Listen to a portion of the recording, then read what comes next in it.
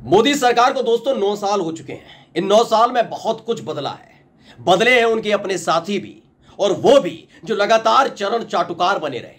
जी हां, 9 साल मोदी सरकार के हो चुके हैं और अब लगने लगा है कि खुद सरकार को या फिर भारतीय जनता पार्टी को अब गोदी मीडिया पर भरोसा नहीं रहा है। यही एक वजह है जिस यूट्यूबर्स को लगातार बीजेपी कोसती रही, जिन यूट्यूबर्स ने सरकार की आलोचना में वीडियो बनाए, उन्हीं यूट्यूबर्स को जेल में ठूस दिया गया था। अब उन्हीं यूट्यूबर्स पर भारतीय जनता पार्टी का भरोसा बढ़ने लगा है। यही एक वजह है कि लगातार मोदी सरकार में शामिल कई बड़े बड़े मंत्री यूट्यूबर्स को न केवल इंटरव्यू दे रहे हैं, बल्कि उनसे सीधे तौर पर ताल्लुकात रख रहे हैं।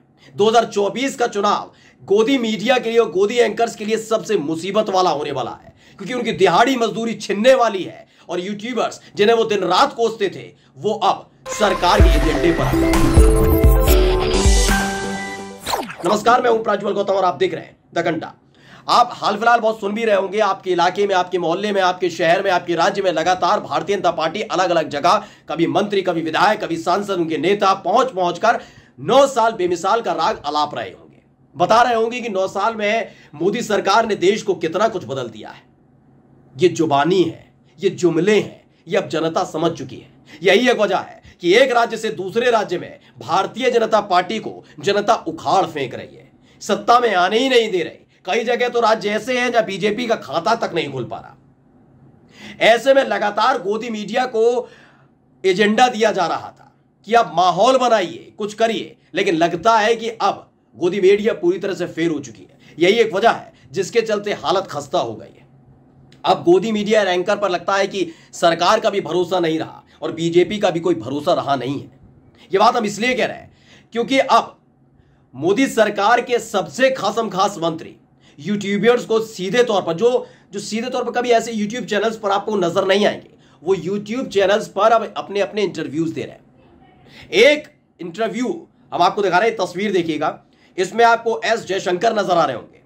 ये विदेश मंत्री हैं और विदेश मंत्री होने के नाते आप इनके ओहदे को समझ सकते हैं। ये एक यूट्यूबर को, जो तमाम सेलिब्रिटीज जैसे प्रियंका चोपड़ा या फिर बॉलीवुड की इंडस्ट्रीज से जुड़ी हुई जितने भी सेलिब्रिटीज हैं, उनका इंटरव्यू लेते हैं। लेकिन अब इनके माध्यम से 2024 की रणनीति बीजेपी तय कर रही है। यानी सबसे बुरी खबर 2024 के चुनाव से पहले अगर किसी के लिए आई है तो वो गोदी मीडिया के लिए आई है।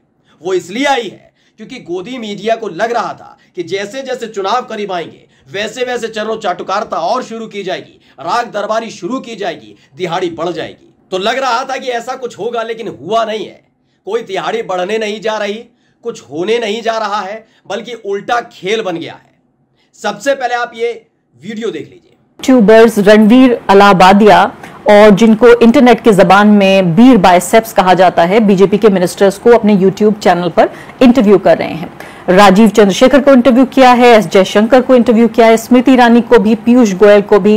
इन तमाम लोगों को हमने देखा कि इंटरनेट की स्पॉटलाइट में ये लोग नजर आए। तो आपने देखा कि इसमें आपको नजर आ रहे होंगे एस जयशंकर और तमाम जो मोदी सरकार के मंत्री हैं। अब इन सब से इतर सुप्रिया श्रीनेत जो कांग्रेस की प्रवक्ता है, उन्होंने क्या कुछ कहा है वो भी सुनिए।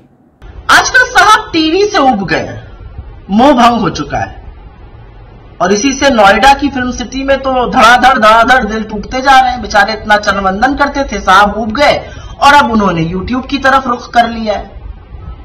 अब साहब के मंत्रियों का यूट्यूब वाले आकर इंटरव्यू कर रहे हैं। भाई, इंटरव्यू करने की तो स्वतंत्रता कहीं पर भी है, कोई भी इंटरव्यू कर सकता है, कोई कहीं पर इंटरव्यू जाकर दे सकता है।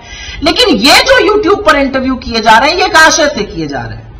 मीडिया में पहले गोदी मीडिया बनाया गया, चरण चुंबक बनाए गए, अब यूट्यूब में ही ऐसी चरण चुंबकों की फौज तैयार की जा रही है। तो ऐसे बड़े बड़े यूट्यूबर्स को लाया जा रहा है और ये माई गव के साथ पार्टनरशिप में साहब के मंत्रियों का इंटरव्यू कर रहे हैं। वो इंटरव्यू मंत्रालयों पे कम है, साहब के महिमा मंडन में, और मंत्रियों की खुद के निजी जीवन के बारे में, उनको खाने में क्या अच्छा लगता है, वो चिल आउट कैसे करते हैं, और भाजपा का प्रचार प्रसार तगड़ा हो रहा है इसमें। तो कुछ सवाल हैं जो अपने आप उठ जाते हैं। आप खूब ये सब करिए, लेकिन हमारे पैसे पे मत करिए, ये टैक्स पेयर के पैसे पर मत करिए ये, क्योंकि माई गव ने अभी थोड़े दिनों पहले एक टेंडर निकाला था जिसमें एक एजेंसी नियुक्त होनी थी जो सोशल मीडिया के और यूट्यूब के बड़े इन्फ्लुएंसर्स, बड़े प्रभावशाली लोगों को माई गव से जोड़े।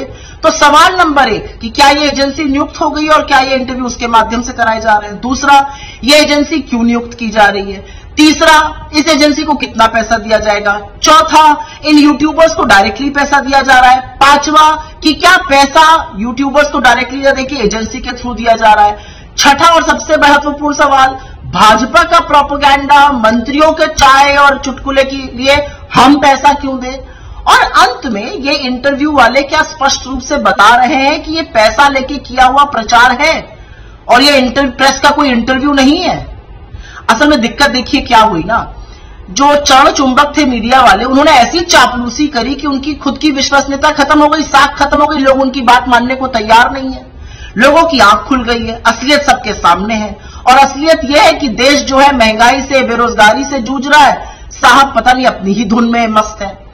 दिक्कत की बात यह है कि इन चरण चुंबकों ने चरणवंदन इतना किया, इतनी ढाल बने, एक सवाल नहीं पूछने दिया, ऐसे कूद पड़ते हैं प्रवक्ताओं से पहले जैसे ये भाजपा के लोग हो। इससे साहब को नुकसान हो गया और आप टीवी पर इनकी कोई बात मानने को तैयार नहीं, व्यूअरशिप नीचे गिर रही है। तो अब नया पैतरा इस्तेमाल किया जा रहा है यूट्यूब पर जाकर। लेकिन असलियत यह है कि आपकी विफलताओं की लिस्ट इतनी लंबी है कि ना टीवी वालों से काम बना था, ना यूट्यूब वालों से बात बनेगी। दरअसल सुप्रिया श्रीनेत ने एक ट्वीट किया है, वो मजेदार ट्वीट है और सोचना और समझने वाला ट्वीट है।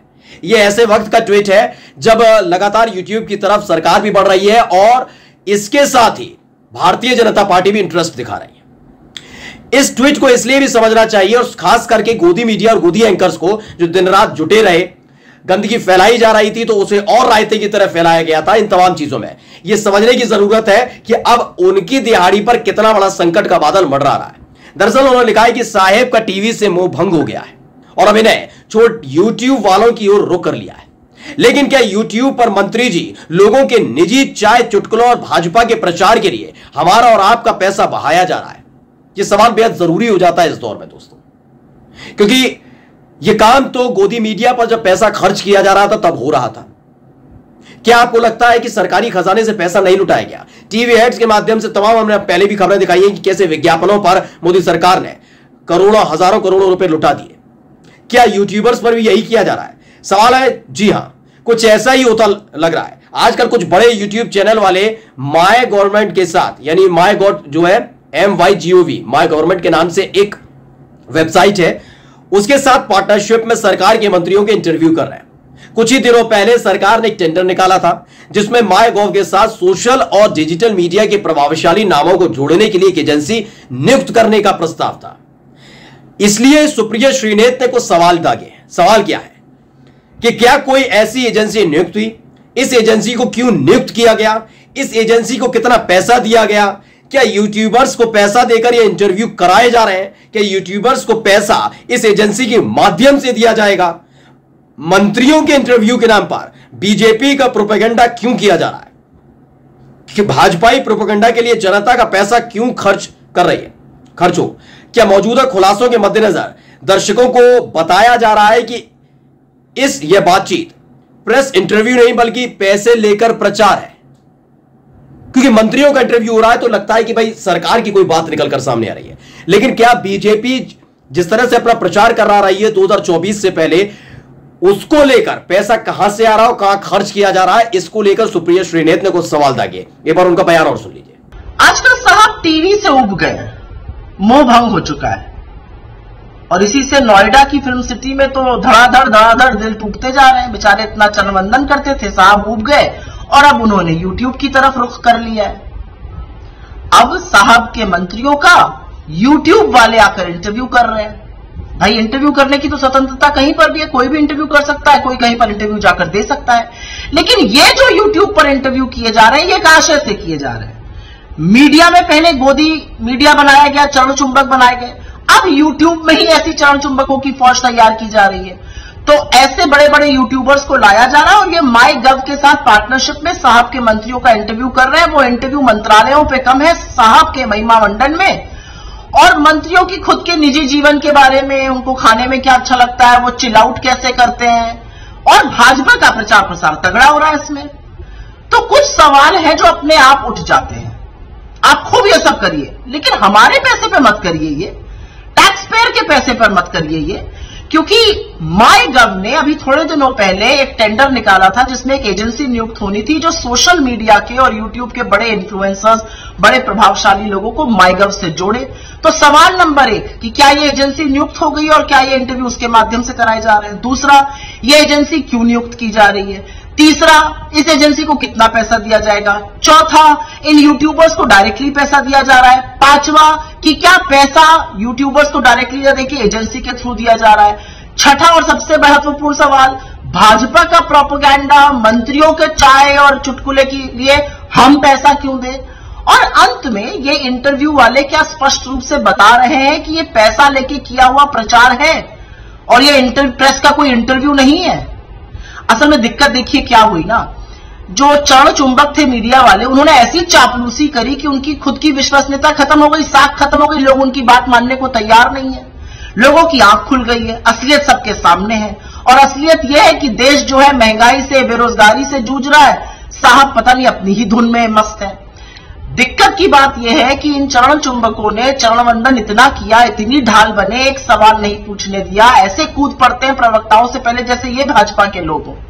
इससे साहब को नुकसान हो गया और आप टीवी पर इनकी कोई बात मानने को तैयार नहीं, व्यूअरशिप नीचे गिर रही है। तो अब नया पैतरा इस्तेमाल किया जा रहा है यूट्यूब पर जाकर।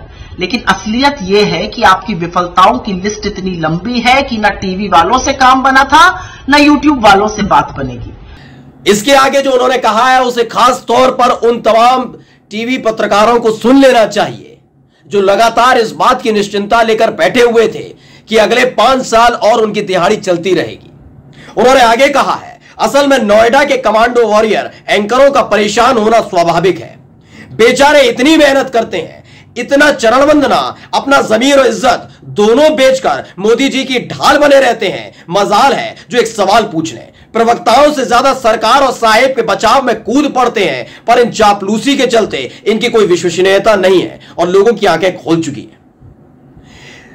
आपको हम बता दें कि शुरुआत में आपने 2014 में देखा होगा कि जो उससे पहले की मीडिया थी वो लगातार सवाल पूछ रही थी। और 2014 में आने के बाद आप किसी भी खबर को उठाइए, इस दौर में किसी भी खबर को उठाइए, उस दौर में जो भी खबर होगी यानी सरकार ने जो कहा उसे सच मान लिया जाएगा। 2 बड़े मुद्दे हम पहले उठा के आपको दिखा दे, 2-3 मुद्दे। आपने नोटबंदी की और नोटबंदी के तहत जो 2000 का नोट जारी किया, दोनों ही मोदी सरकार ने नोटबंदी भी की, 2000 का नोट जारी भी किया और उसे वापस भी ले लिया और दोनों को ऐतिहासिक बता दिया। यह गोदी मीडिया थी, काम तो अच्छा कर रही थी। अब सरकार का भरोसा क्यों नहीं रहा यह तो सरकार भी जाने और गोदी एंकर्स जाने।